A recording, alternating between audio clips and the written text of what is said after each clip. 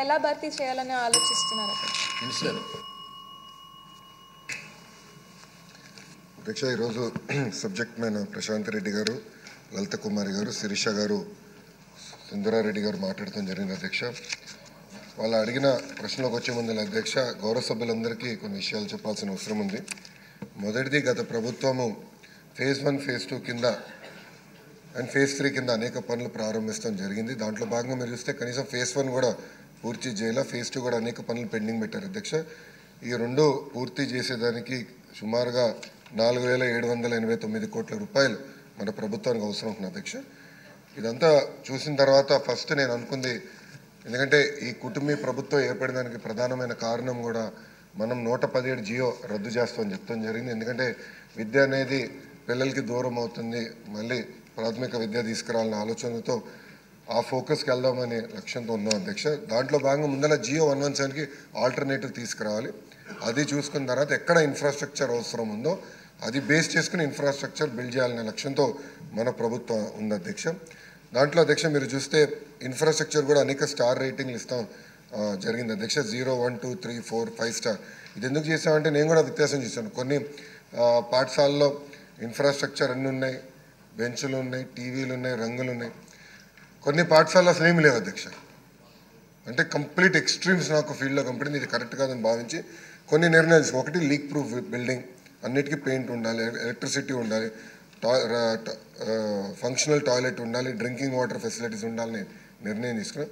దీంట్లో భాగంగా మనం అనేక రేటింగ్ మెకానిజం ఏర్పాటు చేసాం. ఆ రేటింగ్ ఎట్టి చేస్తున్న వివరాలు గౌరవ సభ్యులు కూడా నేను పంపిస్తాను. అధ్యక్ష, దాంతో వాళ్ళు కూడా ఒక ఐడియా వస్తుంది. దాన్ని బట్టి ఇవాళ వాళ్ళ నియోజకవర్గాల్లో ఎందుకు ఒక పాఠశాల ఆ రేటింగ్ వచ్చిందని కూడా తెలుసుకుని అది ఎట్లా ఇంప్రూవ్ చేయాలో వాళ్ళు కూడా ఒక అవకాశం ఉంటుంది.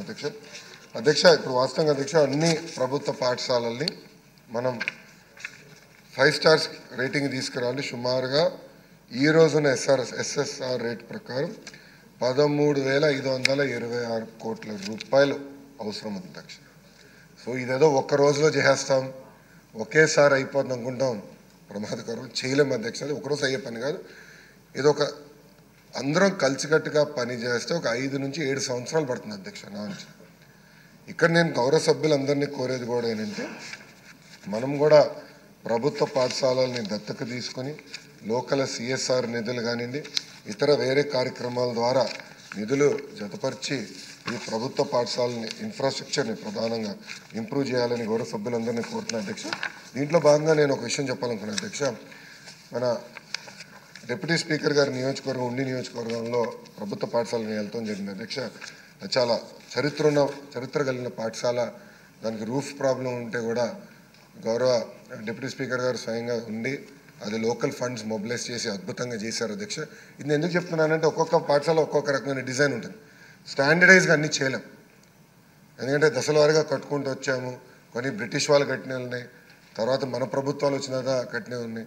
సో ఇది ఒక్క డిజైన్లో లేవు కనుక లోకల్ ఇన్పుట్ చాలా చాలా అవసరం ఇన్ఫ్రాస్ట్రక్చర్ పైన. అది దయచేసి గౌరవ సభ్యులందరూ కొంచెం దానిపైన శ్రద్ధ పెట్టాలని కోరుకుంటున్నాను. అధ్యక్ష, కొవ్వూరు నియోజకవర్గం ఎక్కడైతే ప్రశాంత్ రెడ్డి గారు ప్రాతినిధ్యం వహిస్తున్నారో ఆ నియోజకవర్గంలో 345 పాఠశాలలో చూస్తే అధ్యక్ష 0 స్టార్ ఉన్న పాఠశాల 1 ఉంది, 1 స్టార్ ఉన్న పాఠశాల 9 ఉన్నాయి, 2 స్టార్స్ ఉన్నాయి, 169 ఉన్నాయి. అంటే ఇది ఫస్ట్ ఫోకస్ పెట్టి ఇంప్రూవ్ చేస్తే బాగుంటుందని నిర్ణయం తీసుకున్నాం.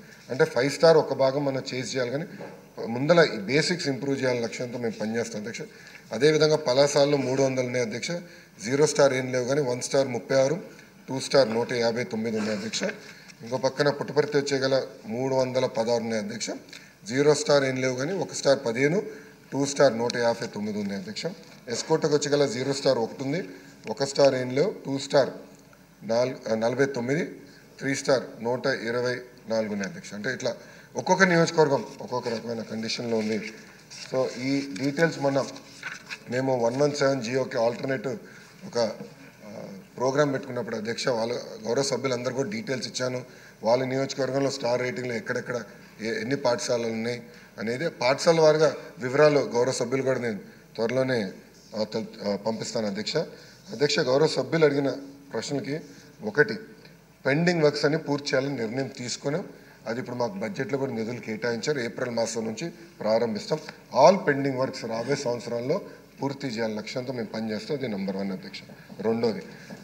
రెండోది వచ్చేగల ఏంటంటే గౌరవ సభ్యురాలు అడిగినట్టు ఏంటంటే గ్రీన్ కవర్ పైన ఎక్కువ ఫోకస్ చేయాలి. మీరు కూడా గతంలో చెప్పారు అధ్యక్ష. దానిపైన చాలా సీరియస్గా మేము టేకప్ చేస్తాము. ఇంకో పక్కన మీరు చూస్తే ఇప్పుడు టెక్నాలజీ, ఇప్పుడు మనకి ప్యాల్ కానివ్వండి, అదేవిధంగా మన టింకరింగ్ ల్యాబ్స్ కానివ్వండి, టెక్నాలజీతో జోడించిన మెరుగైన విద్య అందించాల్సిన అవసరం ఉంది ప్రభుత్వ పాఠశాలలో. దానికి అధ్యక్ష ఇప్పుడు జియో 117కి ఆల్టర్నేటివ్లో భాగంగా గౌరవ సభ్యులందరితో చర్చిస్తాం జరుగుతుంది అధ్యక్ష. అది కానీ మనం సాధించగలిగితే ఎక్కడైతే మోడల్ ప్రైమరీ స్కూల్ ఉందో తప్పనిసరిగా కంప్యూటర్ ల్యాబ్స్ ఏర్పాటు చేయాలని నిర్ణయం తీసుకున్నాం. దాంతోపాటు ఈ టింకరింగ్ ల్యాబ్స్ ఇవన్నీ కూడా ఏర్పాటు చేస్తే రాబోయే రోజుల్లో 3D ప్రింటింగ్ మెషిన్ లాంటి కూడా టెక్నాలజీ పిల్లలకి ఎక్స్పోజర్ చేయాలి లక్ష్యంతో మన ప్రభుత్వం పనిచేస్తుందని గౌరవ సభ్యులు తెలుపుకుంటూ అధ్యక్ష ఇంకా డీటెయిల్గా వెళ్ళాల్సిన అవసరం ఉంది. అది ఎక్కువ షార్ట్ డిస్కషన్ ఉంది అధ్యక్ష. షార్ట్ డిస్కషన్లో మొత్తం నేను డీటెయిల్గా ఇన్ఫ్రాస్ట్రక్చర్ మీద డిస్కస్ చేస్తాను గౌరవ సభ్యులు తెలుపుకుంటాను. థ్యాంక్ యూ అధ్యక్ష. క్వశ్చన్ నెంబర్ 765 మినిస్టర్ గారు.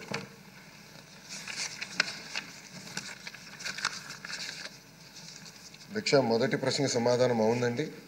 50% రికార్డులు మరియు పత్రాలు అప్పటి ఆంధ్రప్రదేశ్ రాష్ట్ర రాజ్యాభిలేఖన శాఖ హైదరాబాద్ నుంచి మన రాష్ట్రానికి బదిలీ చేయటమైంది. శాసనాలు తిరిగి రావడానికి తెలంగాణ ప్రభుత్వంతో చర్చలు జరుగుతున్నాయి. రెండో ప్రశ్నకి సమాధానం రాజ్యాభిలేఖన శాఖ తీసుకున్న చర్యలు ఒక్క అనుబంధంలో ఇవ్వటమైనది. అధ్యక్ష, అవకాశం ఇచ్చిన ధన్యవాదాలు. అయితే ఈ ప్రశ్న